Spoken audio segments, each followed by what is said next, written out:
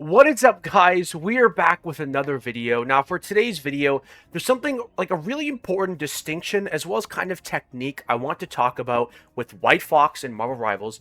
And for you guys that watched my guide, and a lot of you guys that are kind of getting well accustomed with White Fox, I'm sure you are aware of her pull-in ability, where it's almost like a Bucky hook. It's very valuable to use it on the front line. You're healing your team, you see an opportunity, you go in and you pull a tank or someone in, which then allows them to die in your back line. But there's a very good technique I want to show you right now, as well as an important distinction I want to make, which I'm also going to show you in this video. I'm going to jump to the gameplay pretty quick, because it's a bit hard to show in the practice range, but that technique that I just showed you there, it's important to realize if the enemy team is running especially two divers, you almost never want to even try to do that. And the reason why is because if they're running two divers, their kill targets 90% of the game is you and your other support. And White Fox is the most anti-dive support in the game. You have two abilities, both which completely stave off a dive. No matter almost whatever diver it is, you have two abilities, and both of them will stave off a diver. So the first diver comes in, and what do? You have yourself positioned slightly away from your support, which is very important. Usually when I know they have divers, I'm not positioned right on top of the support for like a patty cake. I'm positioned a little bit of a distance away. And the first dive, whether they choose me or my other support, I can teleport, and then they have to leave. They use all their cooldowns. I trade my 12-second cooldown teleport. Diver has to leave. And then after that, I stay with the support, and I have my melee form ready until those 12 seconds are over, and then I can walk away again. But until those 12 seconds are over, I have my melee form to fend off the second wave of diving. This is very important. This is how you cycle your abilities on average. Sometimes the divers will leave, or they'll get low, or they'll die, and then you can maybe use your melee form aggressively. But generally, I just kind of heal bot, and I don't really use my abilities aggressively in the front line at all if I know they have divers, because I'm their kill target.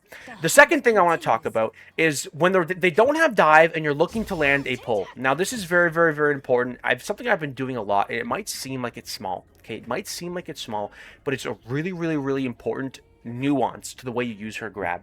And everyone knows, if you've been playing her a lot, it's really hard to land this here. Why? Because they're moving. If they're moving backwards, by the time your character lands over like this, the mag might be there already.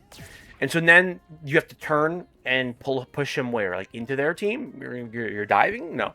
So a lot of the time what I do is when I go in, if I flip over and they're somewhere like there, let's say I'm here relative, right? I'll just start meleeing and I'll tail whip and I'll try to just keep repositioning myself, because you have... How long do you have? You have 6 seconds, basically. So in that 6 seconds, I will just essentially keep damaging the mag and keep walking backwards, try to get that position. Until I get low, then I'll cancel my melee and teleport out.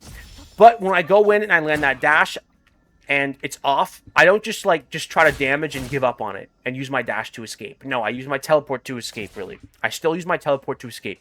I will only use the dash to escape if I know for sure it is not worth pursuing the pull-in. Because you can still land it if you miss the first one and they're walking back. You can just keep walking forward with them and essentially push them back. It's a little bit hard to explain the practice range, so I'll get into some examples. But first, let's look at the dive examples. So, for the first clip, we're jumping straight into the gameplay, because it's a bit hard to show what I mean the practice range.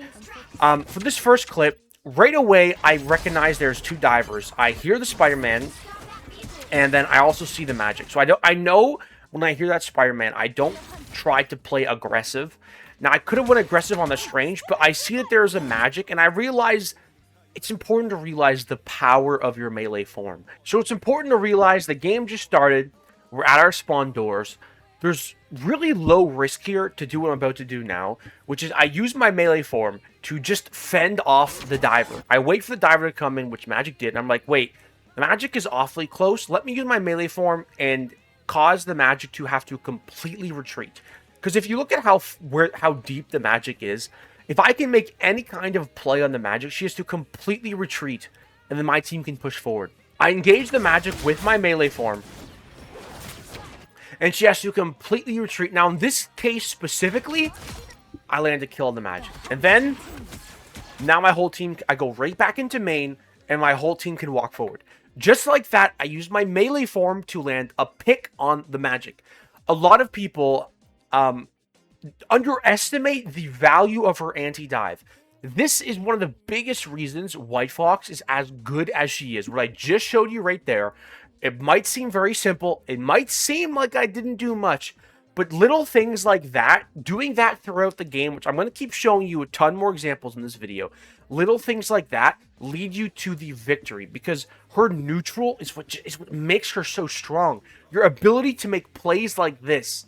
So another quick example, looking at this fight right here, it's important to understand the variables in battle, right? At no point am I aggressive going to the front line to use my melee form or teleporting to the front line unless like you're literally about to die, your tank or something. Because the variables in this battle is, again, they're running 2 divers. Who is the kill target? My support, my other support, and me. And so in this battle, my goal is have discipline on using my abilities. Save them for when the enemy divers try to make a play. And so I hear a Spider-Man, I turn around, my cloak is not in danger, she used her fade, I save my ability. Healing my Strange, not teleporting to my Strange and going in and using my melee form. Not being hyper-aggressive like that. Why? Or my cloak is the kill target. So, what happens? I get grabbed. He uses his grab, and so I'm like, this is a valuable cooldown from him, I'm going to make a trade. What do? I then teleport. And I don't teleport and go in and use my melee form. I want to save that again. For this next clip, if you look at where I'm positioned on the map, I am essentially preparing for the enemy divers to make a play. Right? I'm essentially preparing for it. I'm not playing hyper-aggressive in main, where I'd be sitting right here, possibly looking to use... I'd be sitting a lot closer up in here, looking to use my melee form at some point. No, I'm playing more of an angle. I'm constantly keeping my eye on my other support, waiting for me to be a dive target. I like to do this a lot, where when I know they have divers, I try to position myself away from the other support, so they have to pick, right? If they pick to go for me, I teleport to the support, and they waste all their cooldowns. If they pick the other support, I also teleport to their support and provide a bunch of healing, and they have to retreat. So it's essentially 2 waves. First wave, they come in, they use all their cooldowns, I teleport. I trade my teleport for the cooldowns.